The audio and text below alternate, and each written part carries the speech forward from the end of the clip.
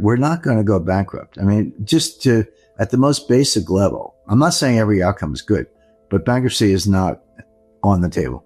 For the simple reason that our debt is denominated in a currency that we print. So in distress, people say, well, gee, what if China doesn't buy treasury notes? What if, Russia, well, they don't buy them anyway. We froze theirs. We're in the process of stealing them. But what if the world wakes up and decides they don't want any more treasury bills? You just call Jamie Dimon and say, Jamie, shoot him in. Just, but we control you. We regulate you. We can help or destroy your destiny. So start buying more treasury securities. And they will. And I'm picking on JP Morgan, but JP Morgan, Citi, Goldman, Morgan Stanley, Wells Fargo, Bank of America, all the too big to fail banks, they would have to buy more treasury. And the Fed could always buy more treasuries. And if JP Morgan needs money to buy the treasuries, they got I don't know how many $100 billion are in reserves at the Fed. So there's plenty of money to go around, and plenty of institutions to buy. So we're never going to have a situation where nobody buys treasury securities, because if that situation even emerged, as I say, the banks and the Fed would pick up the slack. It's not likely to happen anyway. I mean, that's what I described as the default position, but the world wants treasuries. That's the thing that nobody understands, I shouldn't say nobody, but a lot of the bankruptcy critics don't understand. The biggest problem in the world today financially is not that people don't want treasury securities. It's the opposite. There's a dollar shortage. There's a global dollar shortage.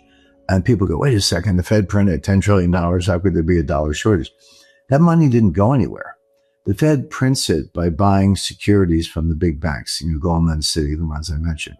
And the way they do it, they just, open market desk calls up Goldman Sachs trading desk and says, offer me 10-year notes or 5-year notes, whatever. And Goldman makes a price, done. And Goldman sends the notes to the Fed, and then the Fed pays for it with money that comes out of thin air. That's true. And that is money printing, if you want to call it that. But what does Goldman do with the money? They give it back to the Fed in the form of excess reserves. So all you're doing is inflating both sides of the Fed balance sheet. But that money, it's not going to business. It's not creating jobs. It's not being lent to entrepreneurs. It's not helping consumption. It's not doing anything. It's just sterilized on the Fed's balance sheet. The money that does drive the economy is created by banks, not the Fed, but commercial banks. If they make you a loan or make me a loan or whatever, we can, put it to good use. That's the problem, that there's not enough of that kind of M1, M2 style money creation. But people look at the Treasury publishes, I think it's monthly or quarterly, I think it's monthly, a report of foreign holdings of U.S. Treasury securities. And people see China going down. The Chinese ownership of Treasury securities is going down, and it has been. You go, see, the Chinese are dumping Treasury securities. No, they're not. They wish they had more. They are selling them because they need cash to prop up their banks. And that's the dollar shortage. And that's going on around the world. That's extremely dangerous because it threatens liquidity. If you weaken the dollar, then Americans have to pay more for foreign goods. So if you're buying a Swiss watch, French wine, Japanese manufactured goods, vacation, whatever, in a world of weaker dollars, you're going to have to spend more to get those foreign goods and services.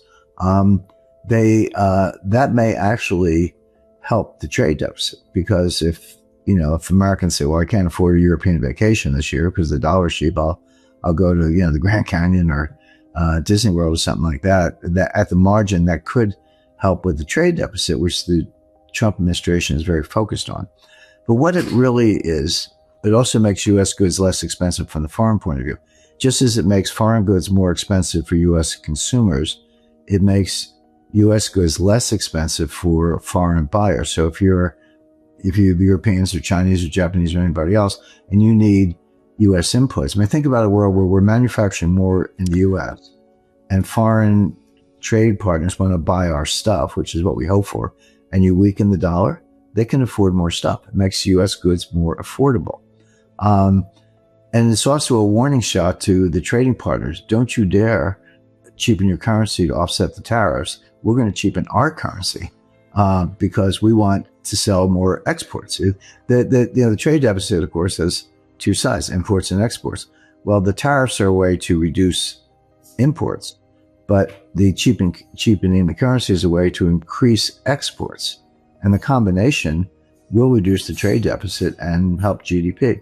I mean, this is all, it's a very complex, certainly complicated machine with a lot of moving parts, but this would be, cheapening the US dollar would be one of those parts. These supply chains are real. They did break down in beginning of 2018 through 2020. Of course, COVID made it worse. It did contribute to the extreme inflation we saw in 2022.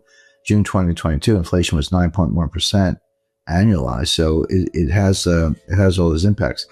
But Moran wants to cheapen the dollar to promote exports, which it does. You know, if you're Indonesia and you're shopping for an aircraft and your choices are Airbus or Boeing and the dollar is weaker, you might buy Boeing.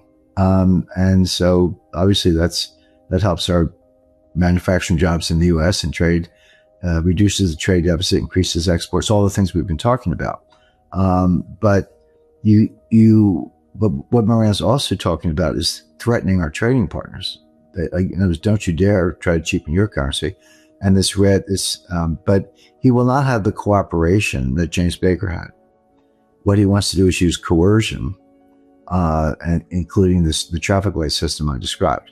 So that's the point of it. I think tariffs I'm all for tariffs against the American way, the American system. I think that's a very good move.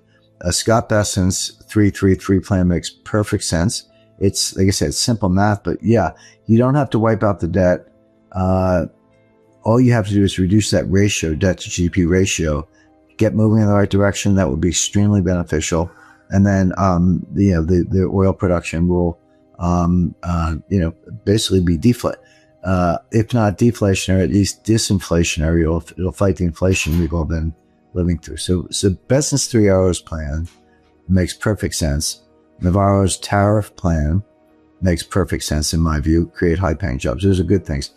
Moran's Mar-a-Lago Accord, I think it has some major problems. The first one being, it's not relying on cooperation, it's relying on coercion, which could have boomerang effects.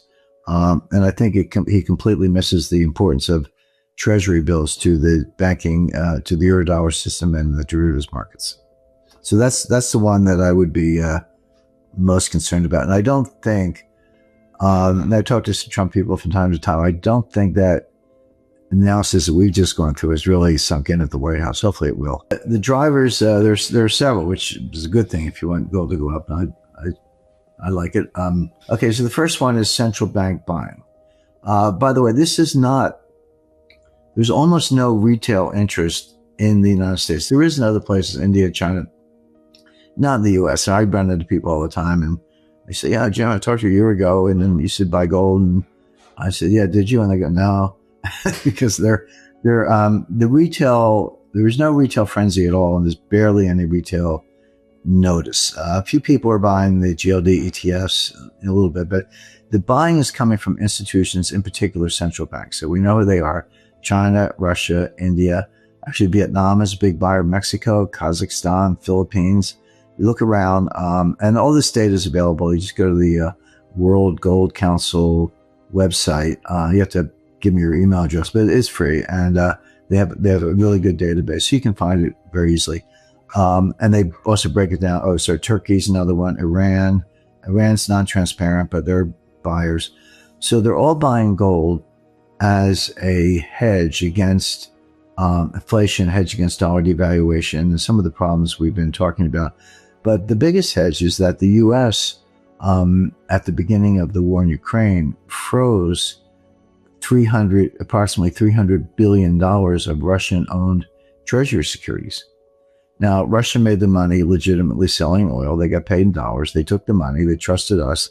They bought treasury securities, all different maturities, probably a lot of bills, but also, intermediate term treasury notes. And they had, over 50% of their reserves in U.S. treasury securities. But they were, because the U.S. dollar denominated, they were held mostly in a custodian in, Europe called Euroclear. It's in Brussels. So Euroclear has $40 trillion of assets under custody. It's one of the largest custodians in the world. So we and the Europeans froze those assets, which is easy to do, which because the Treasury and the Fed control the ledger.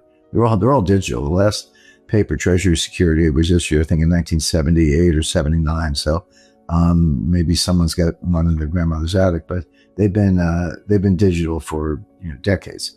So they were frozen. But we're good at that. We freeze it all the time. The idea that the U.S. doesn't do it, we do it all the time. But what was different is we went a step further with Russia. We didn't just freeze them. We started to seize them, steal them, convert them to our use and NATO. And they were collateral for a $50 billion loan to Ukraine. So think of the irony. Russia makes money selling oil. They put the money in treasuries. We steal the treasuries, use it to borrow money, and give it to Ukraine to fight the war against Russia. So that's what's going on. Well, India, China, Saudi Arabia, even Japan, Taiwan, others.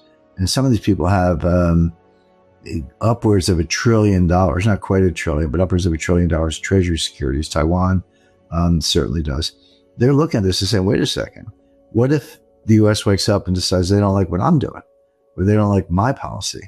Are they going to do this to me? Well, how do you know? Well, one way to protect against that is physical gold. It's not digital. You can't freeze it. You can't seize it. Assuming you repatriate to your own country, put it in a nice vault, have an army, no one's going to touch it. By the way, Russia did that.